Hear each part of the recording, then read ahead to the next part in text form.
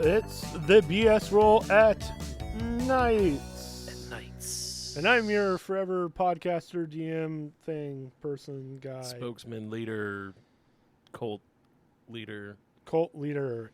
It is just Nick and I today. Yup. Who knows what other people are doing? They're probably just touching each other. Maybe. I guess the news is Curtis has decided to step out of the campaign. So we wish him well on future endeavors. It's true. But I do hope he stubs his pinky toe at one point in time. Oh, yeah. At one point in time. Really bad. And he yells out, no, or something.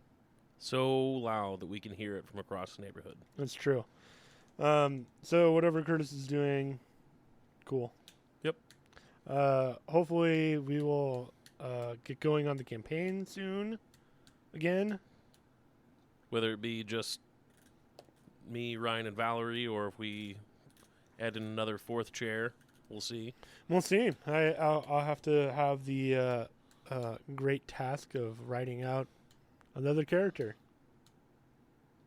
There's an easy way you could do it. Just straight up death. Well, I was going to say, I mean, we did find one person in his tribe. He could That could be his mission, yeah. decide that he's going to go find the rest of them since they've been enslaved. Enslaved. Fucking paladins. Yeah, the paladins. Douchebags. Might be the only DM that has made paladins, like, evil. They're not, like, necessarily, like, evil. They're just douchebags. Yeah. I don't think there's anything about breaking an oath because you're a douchebag. The oath of douchebaggery. Yeah, I've always thought the best villains are ones that don't believe they're wrong. It's true. Like, they're just evil, but they don't believe that they're evil. That's a valid point. So, and that's kind of, they're following what they believe is the right thing to do. Yeah, like Darth Vader. Yeah, killing all the Jedi And the younglings. and the younglings. It was the right thing to do. I should have the paladins kill younglings. I would be like, Babylon, they killed the younglings. Babylon would probably be like, what's a youngling? I don't know why I made Babylon old there, but I did. And the voice crack, too. That was good. I feel like Babylon's voice cracks all the time. It's fine. Maybe. Yeah, paladins. Yup. Yup. So I think we're going to talk today about a little bit of character creation. Yep. Which, we've had an episode in the past about that, but that was... On another podcast. I guess technically, yeah. Yeah. But it also was more centralized for one person's character creation with a little bit of glossing over generalization for it. Yeah, absolutely. This time around, we can do a little bit more of a deep dive and Deep dive. get into a little bit more detail about stuff and kind of what you're looking for. 100%. Since no one here is actually creating a specific character. Mm-hmm. But yeah.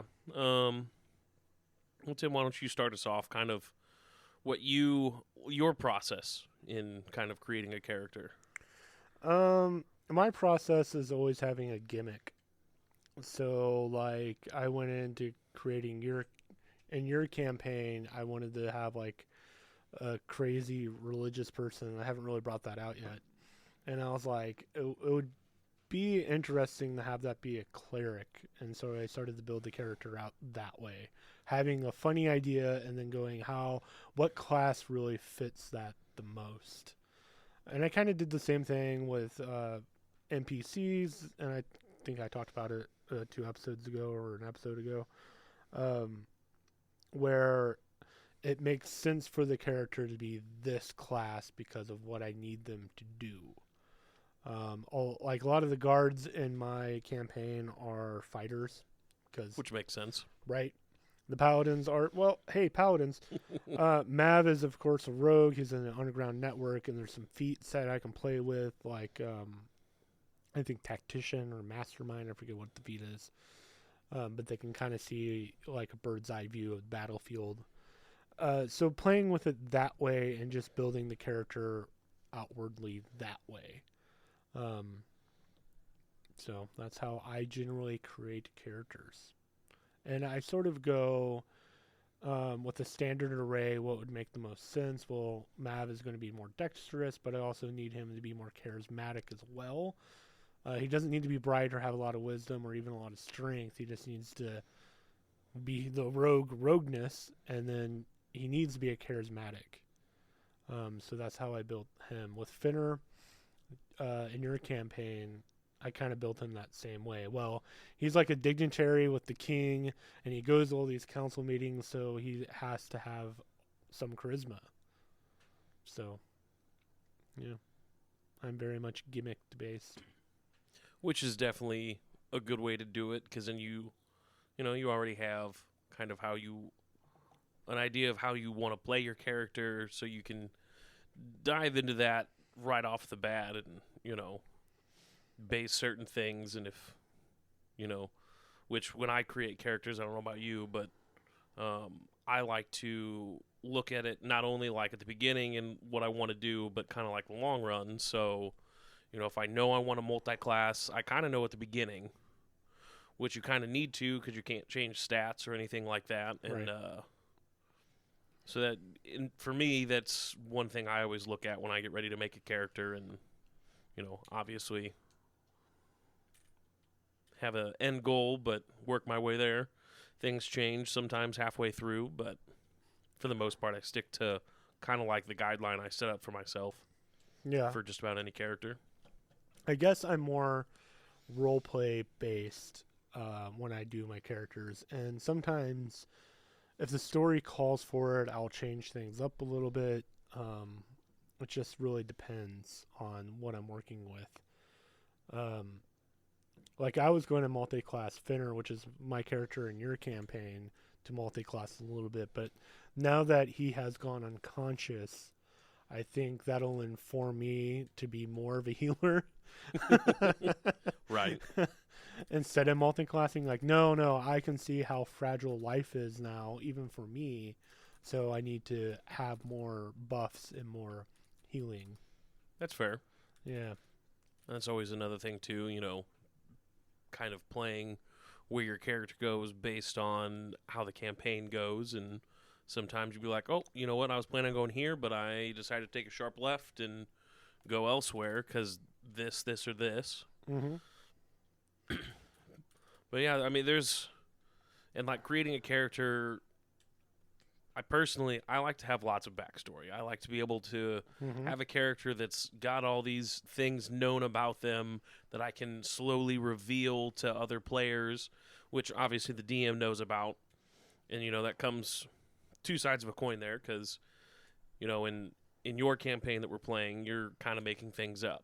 Mm-hmm. So, and it's in a realm that we don't really know much about, and we learn about it as we progress the game and figure things out. So in situations like that, if you're joining a campaign, obviously you can kind of make up whatever the hell you want, 100%. I know a lot of people go through the books, which is in Faerun, so you have already a pre-made backstory and a world and whatnot. And that's kind of what I did in your campaign. I was like, all right, well, his god needs to be a part of the Faerun and the gods they worship, yada, yada, yada, blah, blah, blah.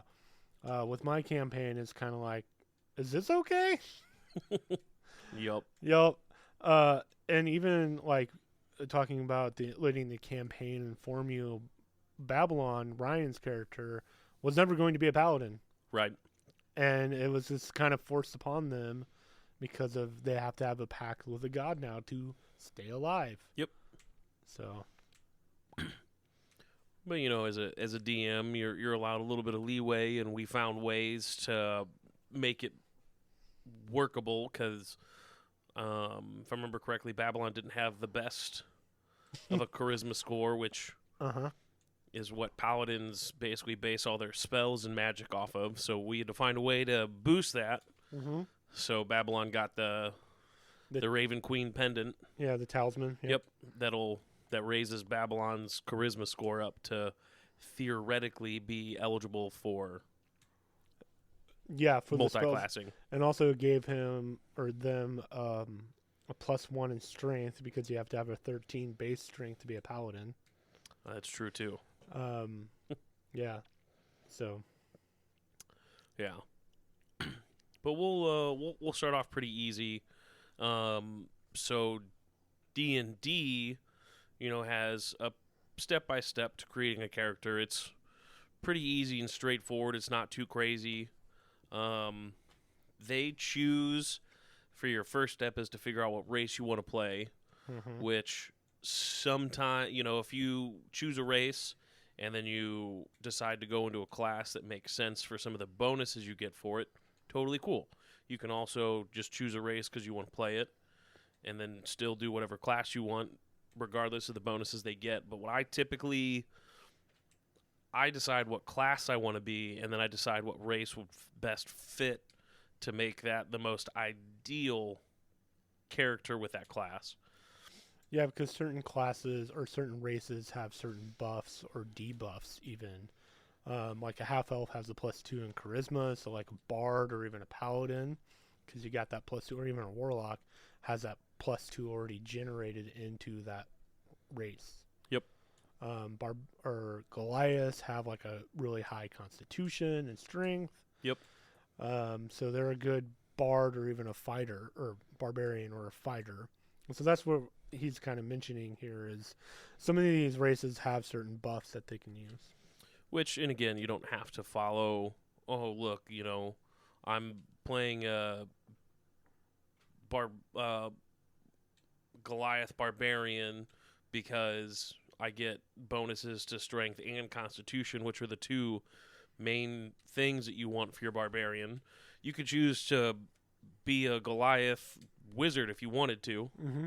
So, it's all up to you, and you can, and then in that point, you can choose to have some of those other bonuses as your dump stat, as we like to call it, where you put some of your lower numbers, because your racial bonuses will bring those higher. Mm-hmm. But that just means your overall ideal stats might not be as high as they could be, but, to each their own, and a well-rounded character that's not super high in any particular thing can still be a good character. Mm-hmm. So, yeah, go with what race seems viable to you or looks fun. I mean, now there's a million of them. mm-hmm. When like DnD Beyond allows you to homebrew stuff too, so you can go to your DM and be like, hey, I have this cool idea for a race. I would like to do this, this, and this. And typically most of your races will have one ability score gets a bonus of 2 towards it, and then you'll have another one that gets a +1, and then they usually come with some sort of passive ability. Like what's a good, like some of the elves usually have like some sort of cantrip or something that they have access to no matter what class they go into. Things like the half orc, which usually those make good melee combat stuff because you have their what's it called? Relentless. Oh yeah, I know what you're talking about. Relentless something or other. Yeah. Well, I mean, like the half elf and elves can't be charmed, or they get advantage on any charm effects on them. True. Half elves get the +2 in charisma, so. But yeah, and then the Dragonborns, for example, have the fire breath or lightning breath, depending on what color they choose, kind of like an actual dragon. Yep, which is nice, is just an additional way to attack. Let's see. Relentless Endurance, that's what it is for the half-orc. So basically when a half-orc gets reduced to 0 hit points, it's not... They don't actually go incapacitated. They actually can then instead drop to 1 hit point instead of 0. They can only do that once per long rest, but it makes it really good if you're always going to be in the thick of the fight and up front in combat, taking shit tons of damage. Mm-hmm. You always have one more chance. Yeah, pretty much. I think there's also a feat for that, but you don't, like, you keep popping up to 1 hit point. It's either a feat or it might be one of the class abilities. Right. I think that might be a high berserker barbarian. Yeah, I think barbarians have that as a feature when you... Like Stone's Endurance or something like that. Something like that, yeah. Where you literally can't die. Pretty much. Yeah. But then, next step for D&D Beyond, once you choose a race, which, and again, race can kind of help you figure out some backstory information that you want to put in, add some flair to it. But then you'll choose your class next. So that's another one too, that there's been quite a bit of added classes from the beginning, because it used to be pretty basic. Fighter, rogue, wizard. That's like old school, 1E. And I think clerics. Clerics, yep. I think there was 4 classes you could pick from and 3 or 4 races, and that was it. Now there's tons of them. Yep. But one thing I'll always say when you choose your class, make sure you go through and you read the mechanics of your class. You make sure you understand how it works. We were running a campaign. And this was shortly after the Artificer had kind of come out. The Artificer is such a pain in the ass. Yes. As both a player and a DM. But so, the DM didn't go through and read very effectively of how the Artificer works and leveling up and how everything operates, and neither did the player. And so we started running into problems as we continued to move forward, and then we'd look at stuff and be like, hey, we're not playing this right. And then it's like, well, we've been playing, 10, 15, 20 sessions, and we haven't played this right. Should we start playing it right now, or should we just leave it the way we've had it, which can cause problems? And we even ran into the same thing with a wizard and their familiar. Yeah. So you can cast spells through your familiar, but the spells can only be touch spells. So a wizard could, in theory, send their familiar up into combat and then cast touch spells through it to then, therefore, be able to do specific types of attacks or damages. But then, we had been playing where they were casting range spells through their familiar. So here's, the wizard standing 300-400 feet away from combat with their familiar 100 feet away from them in between, and then casting things 100-200 feet. And it's well, we weren't playing that right either. So make sure you understand how your class works. If you need help talking with someone, if you're newer at it, or if it's a new class, go over it with someone. One thing I like to do as a DM is, if I can't, and even when I do usually know what the spell is, I usually try and make someone go, hey, how does this spell work? Right. What are we doing here? Because you can't remember everything. Yeah. You just can't. I'm constantly what does that do again? Yep. So, and then when you read it out loud, then, because sometimes the player will be like, I think this is how it works. And it's read it out loud. Tell me what it says. And they'll go through and be like, oh, no, that's not how it works. It works like this. I'm all you had to do is read it. Right. And sometimes it's very vague as well. And you're just well, this is how we're going to do it. And then just make sure you stick to it. That's all you got to do, is just stick to what you chose and play it that way. What did we run into in your camp? It was Pass Without a Trace. And the way I think Matt Mercer does it in Critical Role is it's a bubble. You can't go outside that 30 feet bubble. If you're the caster, you can't go outside that bubble. Yep. And if you read it, it just says you can cast it within 30 feet or something like that. Mm-hmm. And it's just vague enough. And I think you ruled, no, if you cast it, you cast it. It goes for everybody. Yeah. And it's just one of those spells that you have to interpretate it, whatever fits your campaign and whatnot. Pretty much. D&D 5th edition allows a lot up for interpretation a lot. I mean, the guidebook literally says, "This is your campaign. You do what you want." Yep. All right. Thanks. So yeah, if you do anything super crazy, I would definitely preface that ahead of time. Like, hey, here's some little things that I specifically like to do, or how I've played before. Or if it gets brought up the first time, be like, hey, we can discuss real quick, but you also don't want to bog down the whole session by arguing about it. So also listen to your fucking DM because they're in charge. Right. If you want to do something crazy, just bring it to your DM first. Yep. But so going through and choosing your class. How many are there now? Let us 400,000. Let us see. Yeah, I know you have DnD Beyond in front of you. I know there's a lot, and there's a lot of races that they keep just adding on. Like the Tabaxi was added on, Aarakocra was recently.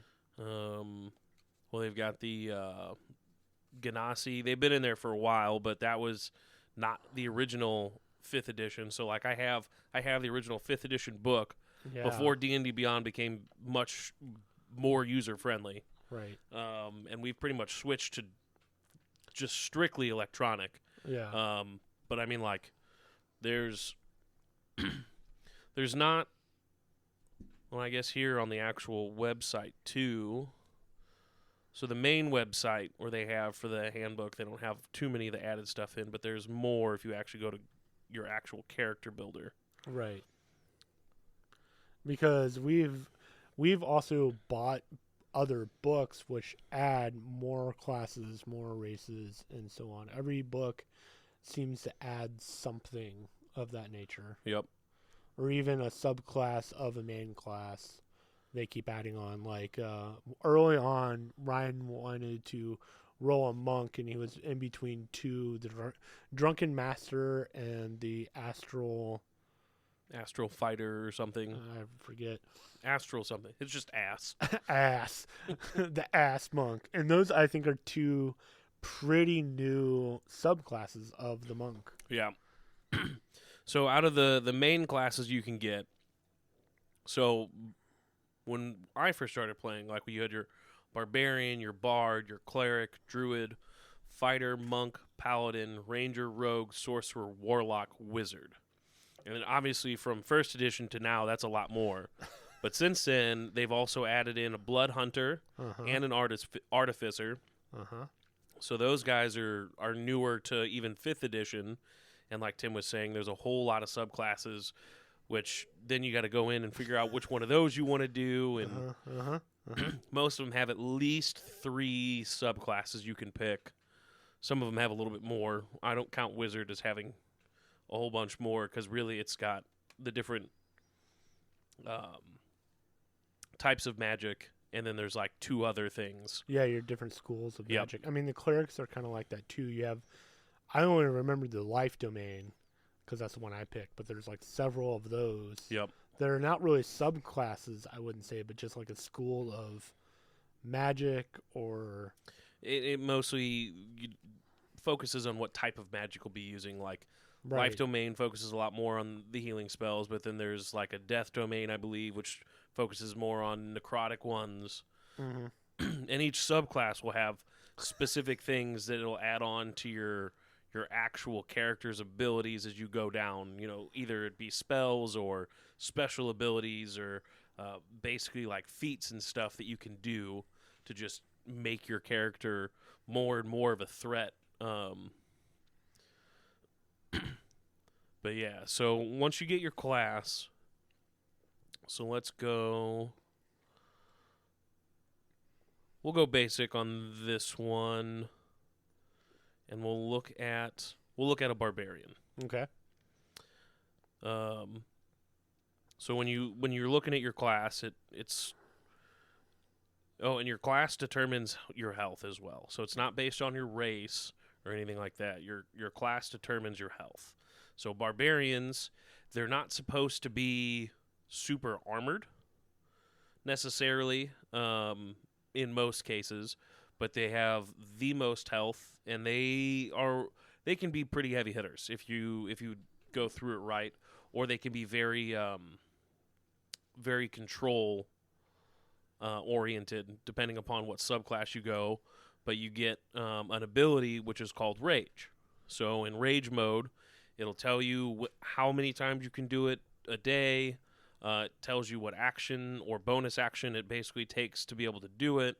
It gives you information on what happens when you do it. So in this instance, when you rage, it's a bonus action, and you basically go into like a primal furiosity of just murder and mayhem. So you get things like when you're raging, you have advantage on strength checks and strength saving throws. You deal bonus damage while you're raging with strength-based weapons. You have resilience to bludgeoning, piercing, and slashing damage that's non-magical. But it also has some downfalls. So, like, can't cast spells or concentrate on spells when you're raging. You also can't wear heavy armor while you're raging. So it has some drawbacks to it, and based on that, you can also, if you decide that you want to multi-class, you wouldn't be like, oh, I want to be a wizard barbarian.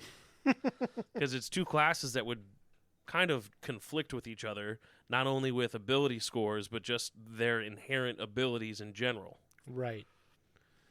Yeah, because barbarian is going to be heavily strength-based, while a wizard is going to be heavily intelligence. So with a barbarian, you're going to be up in the melee, so you want to kind of make it strength and constitution, and maybe dex as your third. A wizard is always going to probably be straight intelligence, and you can kind of manipulate your stats from there. Yep. So that's not going to work if you multi-class from a barbarian to a wizard. Yep. When, if you're using the DnD Beyond app, if you don't have stats that are high enough in certain areas, it won't even give you an option to multi-class into it. So, like we mentioned with Babylon. Yep. He didn't have enough strength to do that, so we had to manipulate. Yep. But so each class will have some sort of proficiencies. So armors, weapons, sometimes it might be a couple other things, but that's more or less the proficiencies you get. And then as you get to level 3, you get what are your subclasses that we mentioned before. So the barbarian has berserker.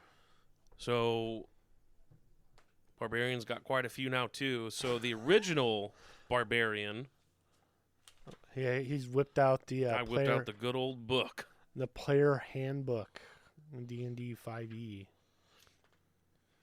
as he's ruffling through the pages to find the character creation barbarian class. So you had your primal paths is what they're called for barbarians. So the original ones were Path of the Berserker, which just increases your rage and stuff you can do when you're in your rage. They really only have 2 originally? Yeah. So there was Path of the Berserker and then Path of the Totem Warrior, which this one was one that was more of like a control barbarian.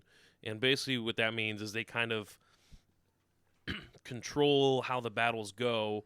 They would be able to drop totems and kind of not really shape change, but like enhance abilities based on like actual animals in there. But it was very much more for like being able to manipulate how you want enemies to do stuff. So you could drop totems somewhere to force enemies to attack it or to give disadvantage and all kinds of stuff. Now there is tons. And this is only the ones that we own right now. There's probably plenty more. Yeah, because we don't own all of the books. Yeah. So, like, they have Path of the Wild Magic, Ancestral Guardian, Battle Rager, Beast, Berserker, Storm Herald, Totem Warrior, and Zealot. Wow. Yeah. I didn't even realize they had that many. I didn't either. Which, Path of the Wild Magic, I know a little bit about that one. That one's newer one, but it's similar to like a sorcerer and how they have their wild magic stuff. So when you do things, the Path of the Wild magic can manipulate kind of some stuff, and it's like some weird internal power that you get your rage from. I think Critical Role, not to be a fanboy of Critical Role, in their campaign 3, I do believe Ashton is a barbarian from the wild magic, because he can do stuff like gravitational pull. He can like phase in and out. He can like teleport, weird stuff like that. Yeah. So and I think not to toot Critical Role's horn again. I do believe they play tested the Artificer. They're one of the few that did it in campaign 1. Spoilers. And they also, Matt is the one who created the Blood Hunter. Yep. So yeah, that's a nice thing with like Critical Role and how they do stuff, and Matt Mercer does a very good job at incorporating some other stuff and deciding like how well this plays and how it doesn't. I guess was technically the Artificer kind of Percy? No. No? Okay. That was a gunslinger. He was That's actually right. So they came from Pathfinder, and they have like a gunslinger, I think. Yeah. And they kind of homebrewed it into a fighter. That's why he has action surge. Yep. The Artificer comes later in campaign 1, where Sam makes another character for reasons. Okay.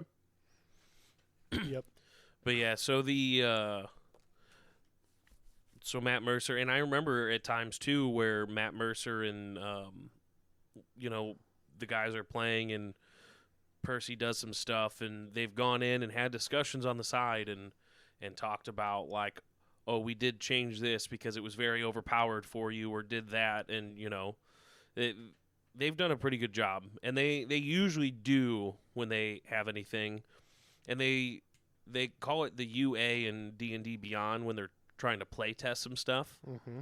So they'll create classes or races or anything, and they'll put it on a UA, so it's there, but it's not like official, but it's for people to play test and see how it goes and get feedback and all kinds of stuff. That's what they're doing with, they're called it DnD 1 or 6e. Yeah. It's basically like 5th edition, but with a makeover almost, and kind of taking it back. I looked a little bit into it, but I'm not interested in learning a new system, to be completely honest. I get it. Well, and they're still cranking stuff out for 5th edition anyway, so. Right, like we keep running into Surprise. Surprise has changed from like you surprise somebody, you get a surprise round. Now it's a condition. Yep. Which is weird. Right? And I don't... What? But it's now just a thing of 5e. Yeah, we do what we want anyway. Right. But when you're looking through like your subclasses, it gives you kind of a synopsis of kind of what doors this unlocks for you. So then, once you've decided what race and class you want, you go into the next, which is your ability scores. Yay. So your ability scores are basically your overall stats for your character. Strength, dexterity, constitution, intelligence, wisdom, charisma. So when you're building your character and you pick your race or your class, it tells you a quick synopsis of like, here's what you best want to have certain stats as your number 1 and your number 2 in, highest order. Mm-hmm. So like barbarians, usually their number 1 is going to be strength, and then their number 2 is constitution, but that can also be inverted either way. Right. If you want to be more of a tanky boy versus a straight up DPS. Yep. But so you have there are 2 ways that you can do your stats. 3. You have. I was going to say standard array, which is DnD Beyond kind of picks for you. And I think the highest stat is like 15, and it goes below. Then you have point buy. Yep. And then you have just manual roll. Yep. So point buy, standard array and point buy really, they're the same thing. So standard array uses the same system for the point buy, and your stats are going to be like all your characters will pretty much be like on the same level when they're making for a group. So if you do point buy or the standard array usually kind of levels it out all the way across the board a little bit more. Yeah. But I think your lowest stat will be 8. that's the lowest you can get in general anyway. Right. But I think usually they try and keep most of your stats around like 10, 11, maybe a 12 here and there, and then a couple of your stats will be higher. Mm-hmm. But like point buy, you can choose to go all out on one half. So you can, the max you can do in point buy for any of your ability scores is 15, plus whatever racial bonuses you get. And then the lowest you can go is 8. And they have a system set in for your point buy. Basically, like go from 8 to 9 is 1 point, 9 to 10 is 1 point, and then it'll jump up. I think like 12 to 13 is 2 points, and then if you want to get, like 14 or 15, it costs like 3 points or something like that. And you have 27 points that you can work with basically overall in your point buy. So then, yeah. Like if I wanted to go all the way from making a stat from an 8 all the way up to a 15, it'll cost me 9 total points. Jeez. So you can do that on 3 of them and then leave the other ones. Downfall, if you're under a 10 for any of your ability scores, you have a negative modifier. So anytime you do something that's related to that ability score, you actually will be deducting from your rolls than adding to it, which is why like the standard array usually kind of makes you across the board. You might have 1 negative stat. Yep. Finner has a -1 in strength, which is really funny if I try to do a melee attack. Right. Because I have the hit, and then it's always -1. So theoretically, you could roll 0 on damage even with a hit, which is even more annoying. That's a possibility. What I like to do is the manual roll. So on that one, if you're in DnD Beyond, you can actually roll a group. Yeah. And it'll roll all your dice, and it'll add up what your thing is. If you're doing it at home and rolling your own dice, so for each ability score, you will roll 4 6-sided die, and then you will take the 3 highest. So I went through and I rolled. I actually had very basic. So here were the numbers I rolled. 12, 13, 14, 12, 11, 11. Wolf. Now, that doesn't make me really good at anything, but it also doesn't make me bad at anything. No. So, and then you count into some of your modifiers. I could probably turn that 14 into a 16, and I can turn a 13 into a 14, and then everything else will just be a little above average. Right. Let's do another set of rolls and see if what I get here. So I got a 13. Learn to count. Come on. A 10. A 9. An 11. A 14. All right. And an 11. Okay. So, and I've had some where, so if you're doing the roll, I typically as a DM, I will have them do it 2 to 3 times. If they're doing the roll, I'll look them over, because I've had some times where it's like ridiculously overpowered. They're like, I rolled an 18, an 18, a 17, a 14, a 13, and a 14. I'm like, yeah, you'll be so OP, that doesn't count. And then I've also had it where they're like, their highest stat was a 12, and they rolled like a 6, a 7, and a 9 in there. And I'm like, then you'll be terrible, and you won't want to play the game. We're going to roll that out. And then if it really comes down to it, if they've rolled 3 times and there's not a good standard array, then I'll usually be like, all right, we're going to change this number, we'll change this number, we might drop this number, and then we'll call it good. But, that's the downfall of actually rolling, and some DMs might be more strict. Like, hey, you get one set of rolls, and what you roll is what you get. There is sometimes it's fun to have something that fails. I like to have and make sure I have at least one that's an 8 or lower. Is almost. But I usually, like, typically I'll have, like, at least one 16, 17, or 18 I roll, and then I'm cool with having another one on the opposite spectrum where it's, I mean, you could theoretically roll a 3. Yeah. Yeah. Which, you know, you start putting that into some of your stuff, and you're like, you dump that into intelligence, well, then you don't even know how to talk.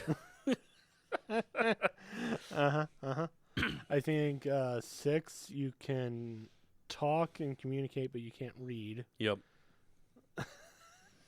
Yeah, so there's some of them too, like, based on what you've got. Like, if your strength's too low, you can't even wear armor, even if you're proficient in it, you know? Yeah. So you go through, and like we said, so like a barbarian would have a constitution and strength would be the 2, so you're putting your 2 biggest stats there.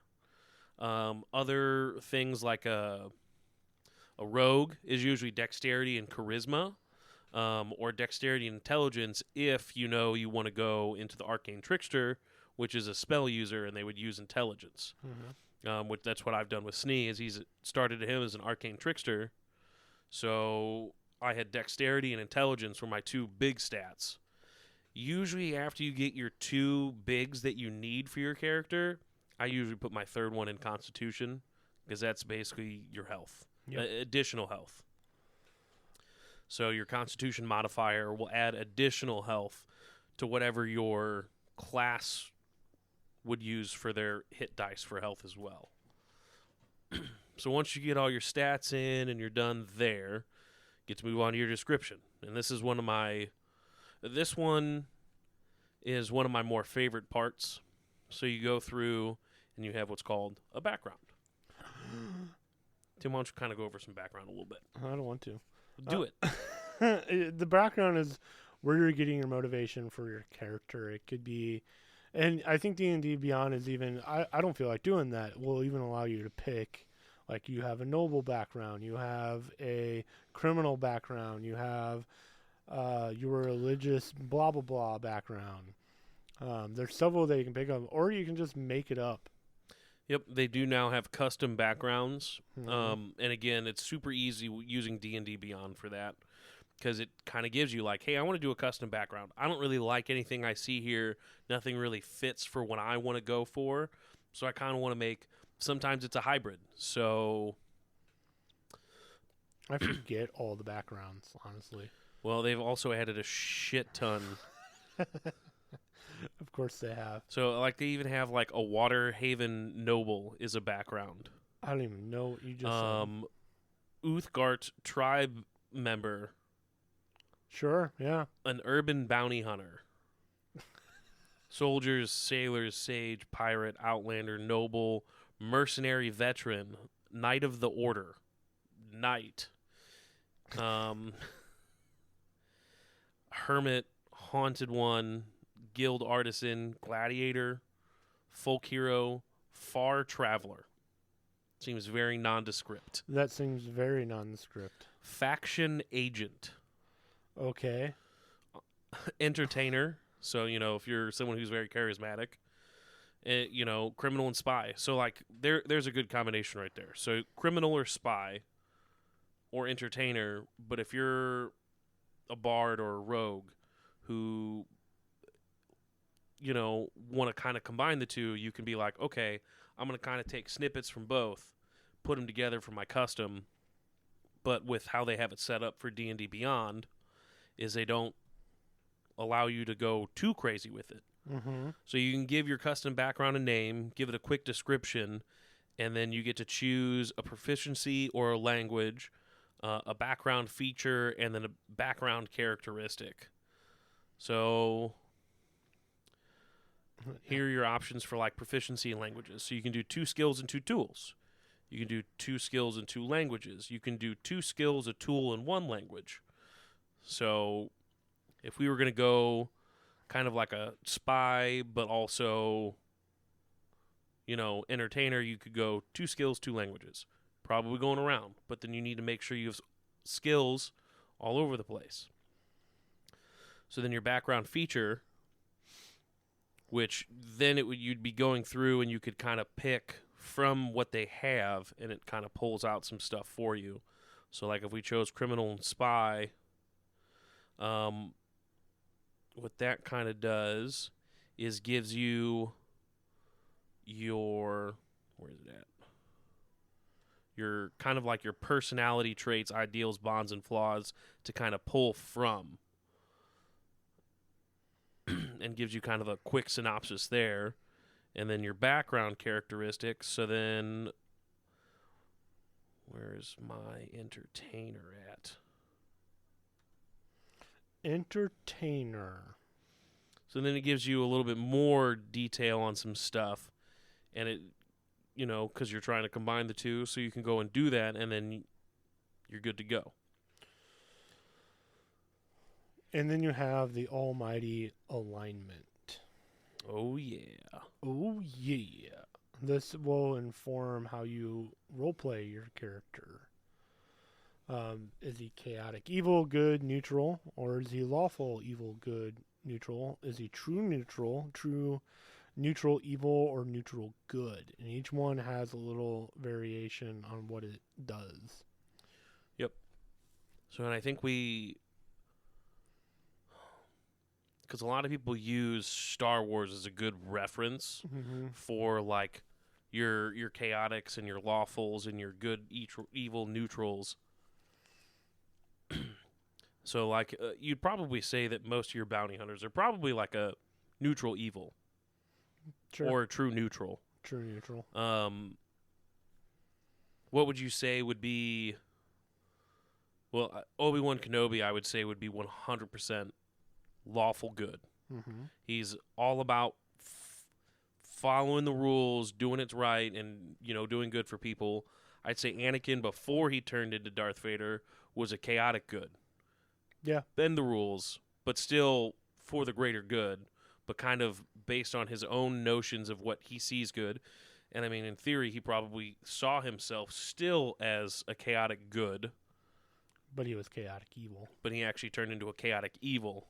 Where the Emperor would have been more of a lawful evil. Yep. So, and then they look at it this way, like the lawful spectrum is obeying the laws of the land, pretty much, or the natural laws of where you're at. So if you're lawful good or lawful neutral, you're staying within the parameters of law, either just kind of coasting and going through, or going above and, you know, helping people out. Whereas lawful evil, you would be like, I'm literally here to circumvent the law. Whereas chaotic is more of like an inner self, as they like to explain it. So it's like what kind of guides or, you know, rules do I set for myself, and how do I see those? And then good or evil is just whether you're helping people or hurting people, really. Right. A lot of people pick the chaotics just because it's easier to roleplay. Chaotic's easier to roleplay, and a lot of people pick neutrals because it's also easier to roleplay. Because typically, like, a paladin is going to be lawful good, typically. But you can be whatever alignment that you choose. Yep.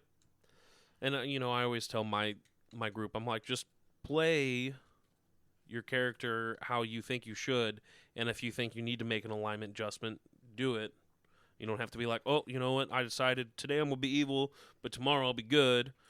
You can change over the period of time, and some DMs will, or even campaigns can kind of change, like force people into a change. I said up front, and I think we may even talked about this on Session 0, like, you can be lawful evil or even an evil character, but you have to make it make sense of why you would be with this crew. Yep. And no one could give me a good reason. Well, I was going to be just chaotic neutral the whole way, so... Right. I think everyone on my table rolled a chaotic character. Yep. Well, and, you know, even... Granted, I had no backstory when I started, so for me it was a lot harder to decide what am I going to be? Yeah, other than like true neutral. Yeah. But I would say I've probably moved more towards the chaotic good side throughout the campaign and the actions that I've taken and things like that. But like, say I was trying to delve more into, you know, the secret connections of things.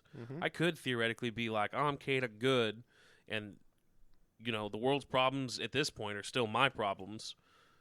But fuck it, I'm going to steal whenever I feel like it, or, you know, maybe I'll murder someone out of cold blood because they crossed me.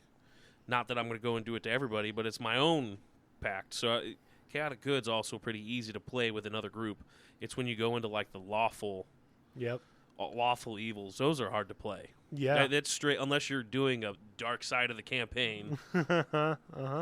Which would be an interesting thing to be like the antagonist of a campaign.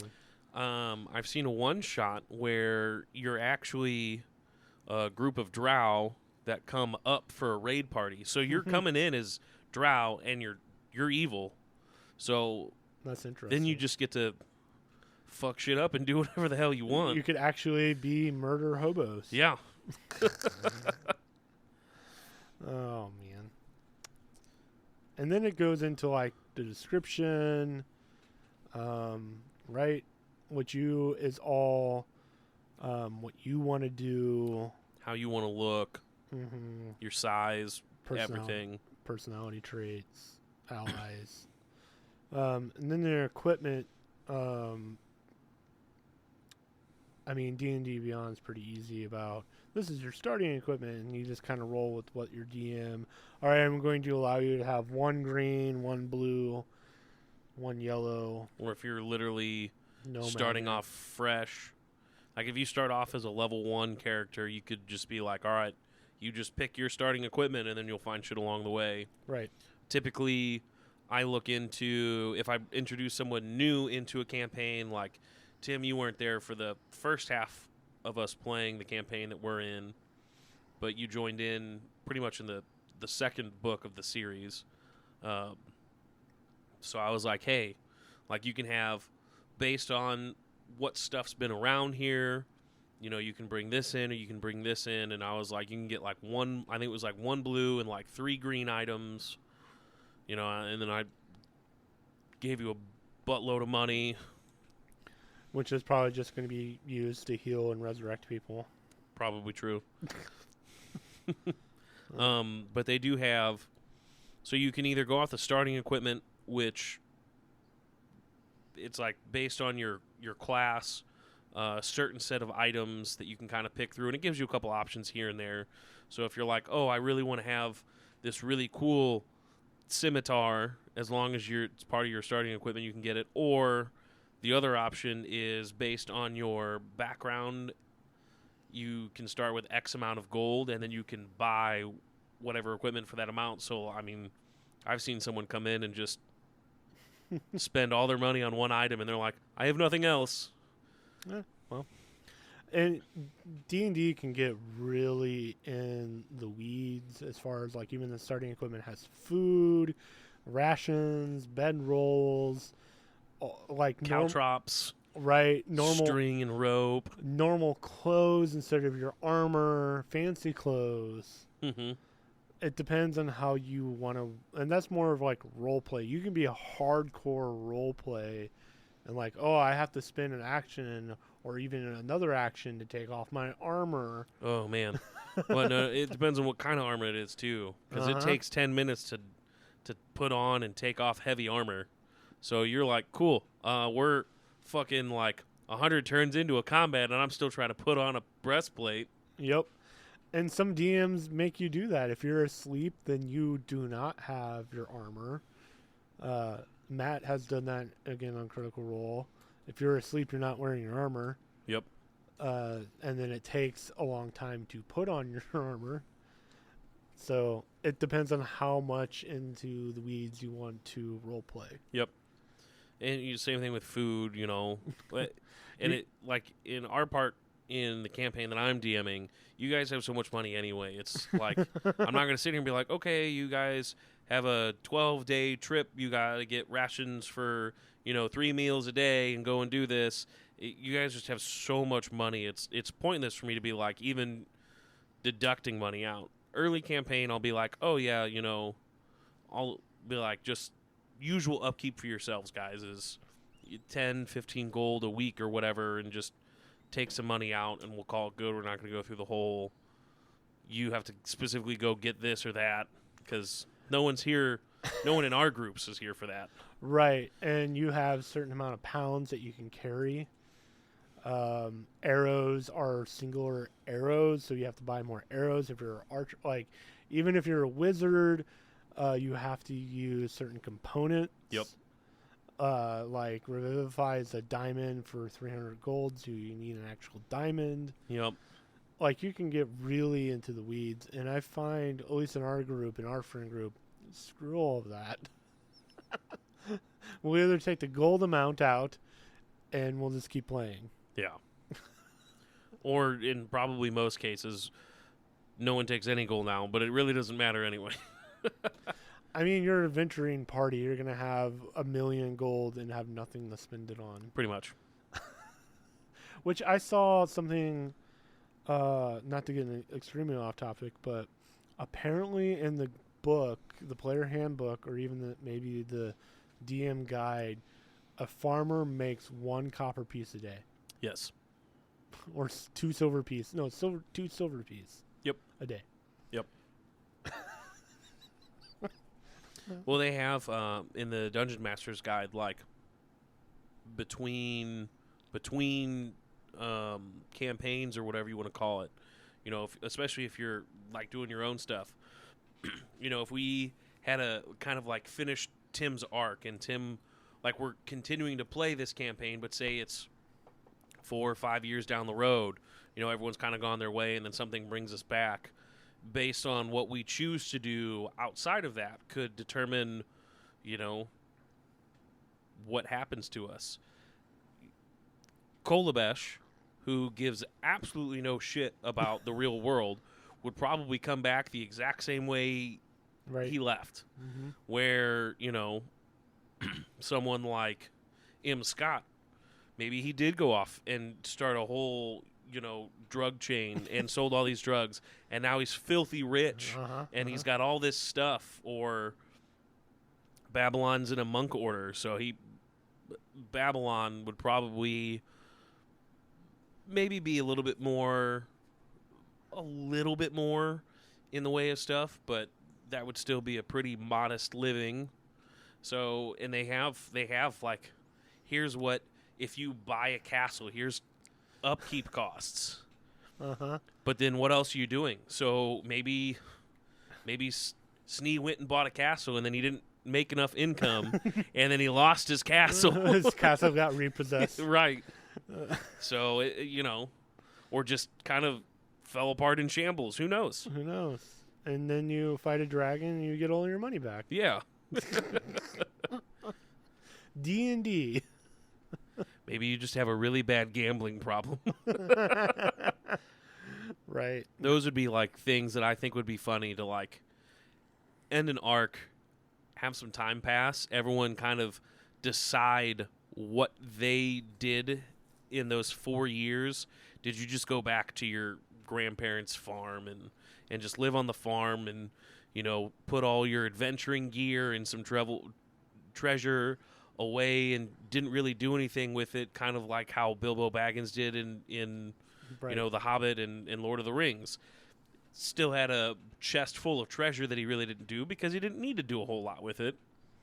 Or did you go and start your own business or your own gang or whatever? Mm-hmm. And then when everyone comes back to start the next arc, people start chiming in about like, oh, here's the shit that happened to me over the 4 years. Fell in love with a girl, and then she betrayed me, broke my heart, and stole all my shit. And we kind of did that with before we started playing. Like, what is your backstory? How'd you get here? Kind of informing each player of what the world was like, where you came from, blah, blah, blah, blah, blah. Yeah, and that was one thing, in if you're in a realm that's kind of made up, you'll have to work with your DM about some stuff, and it's always nice. Like we brought it up a couple weeks ago on the podcast when Ryan was here, and you brought his ex-girlfriend into the campaign, and both Ryan and Babylon were just fucking thunderstruck by the fact that she was there.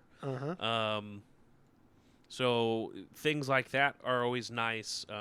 In our campaign, I add stuff into your guys' backstories a little bit to help pull you in to the story that's going on, because you don't know what's going to come up. But I could be like, oh, you know what? Here's this little snippet that I'm going to put in here that you guys don't have backgrounds, or you don't have much in the way of a background. You know, like I gave you a whole lot of information about stuff that was relevant to your background. And it's always nice. Like I had a character that I was playing in Out of the Abyss, and which is a D&D 5e in this realm kind of situation. So I went through and I pulled information out from other source books to make a backstory, which not only did that backstory kind of play into my character and how I was going to play and how that character leveled or even where they started, but then it actually became kind of relevant down the line when they went to like his home city that he was part of the watch on and all kinds of stuff. So if you actually put some effort into it, it can really help draw a person or a character into the game instead of just, oh, hey, you're walking down a road and all of a sudden you all get attacked by some goblins. Now you chase down these goblins and then go rescue these people. Like, that's just so boring and not fun. Things that can pull the person and the player character into the game, that's what it's all about. 100%. And as we're talking and this will release, it's a week after Baldur's Gate 3 came out, and it does a really good job of each character is different, has their own backstory. Even your character, will use mine, comes from Baldur's Gate, and that informs kind of some dialogue options. And that's what you do as a DM. You have people make your backstory, make your character to class, and then have that be a sticking point or a drawing point for the campaign going forward. Yep. If it's in a realm that already exists and people can find stuff, even if it's just like, hey, I'm from this specific city, or I've done this certain thing, or drop in a name or two. Like, that's all you got to do is just drop in a name, and then you can start connecting some dots, and it brings another dynamic to it. I mean, that's what I did with Fenner, is he is the companion of the king of the elven race, and he lives in Waterdeep. Yep. So I know kind of the inner workings of Waterdeep and where to find stuff, and know what the king's motivations are and all of that jazz. And yeah, pretty much. Anything else you want to go over? We did a pretty good deep dive and went over, and I think that pretty much covers it all. Sweet. Yeah. Hopefully you gain something from character creation. Obviously, we use D&D Beyond quite a bit. I'm more analog. So, like, in my campaign, everyone has their own dice. They roll their own dice. But they use D&D Beyond as sort of their character sheet. Whereas it's a lot cleaner than having to erase, I lost 10 health, and then I gained 5 health, and then I lost 12 health, and then... Yeah, full analog is you print out the paper, and you're using a pencil, and you mark all your stats with a pencil, and you can erase stuff and add stuff, and blah, blah, blah. In Nick's campaign, it is all electronic. Yep. We roll dice electronically. Everything is electronic, so...